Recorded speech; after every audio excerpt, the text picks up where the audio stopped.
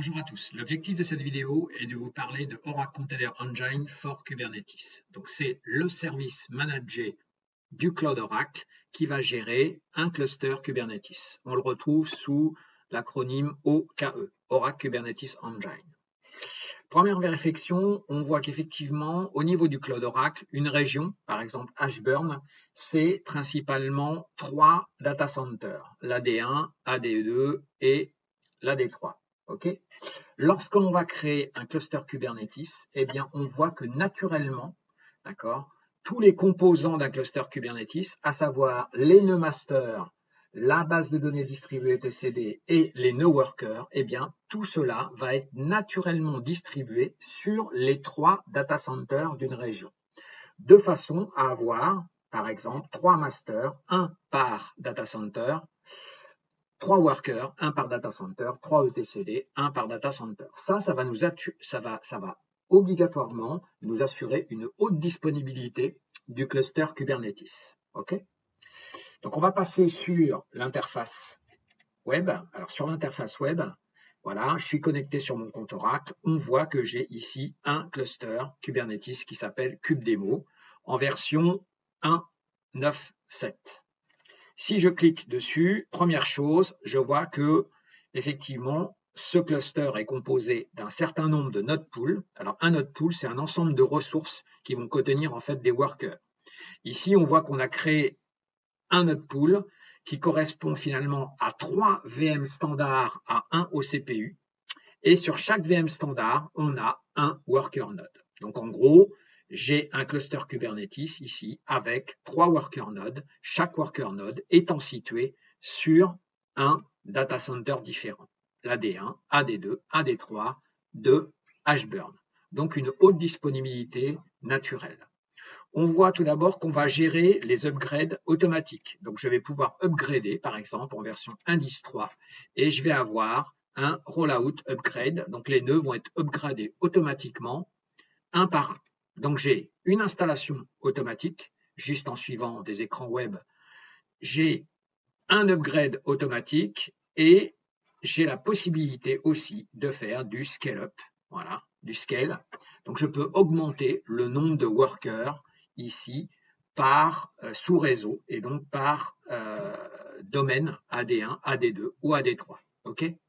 Donc, tout ça, finalement, nous aboutit à un cluster Kubernetes totalement haute disponibilité avec une installation automatique, un upgrade automatique et un scale easy, soit un scale sur des VM, soit carrément un scale sur du bare metal, puisque je vous rappelle que Oracle Cloud Infrastructure, c'est nos nouveaux data centers de type bare metal.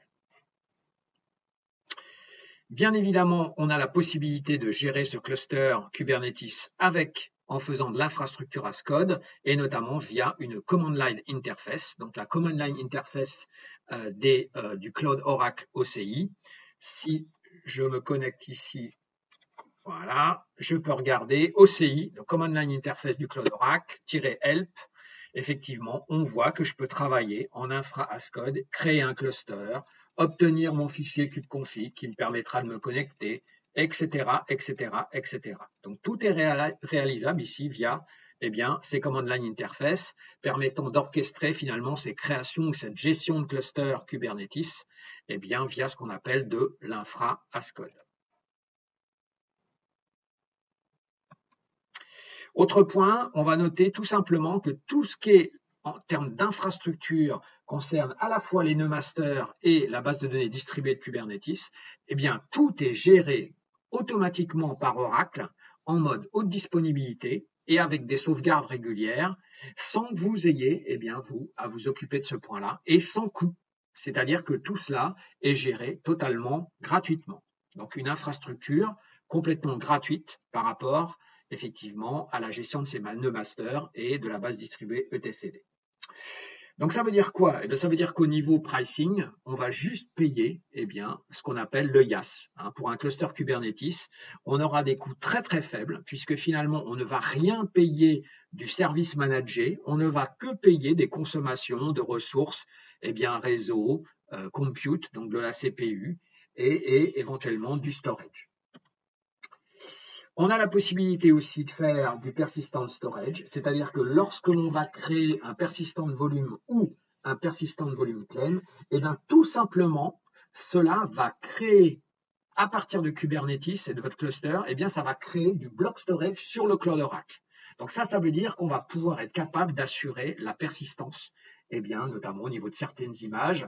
Alors, vous me voyez venir, hein, bien évidemment, eh bien, par exemple, une base de données comme un MySQL, ça permettra, eh bien, lorsque je vais détruire effectivement le pod MySQL sur mon cluster Kubernetes, le recréer, etc., eh bien, je vais retrouver mes données.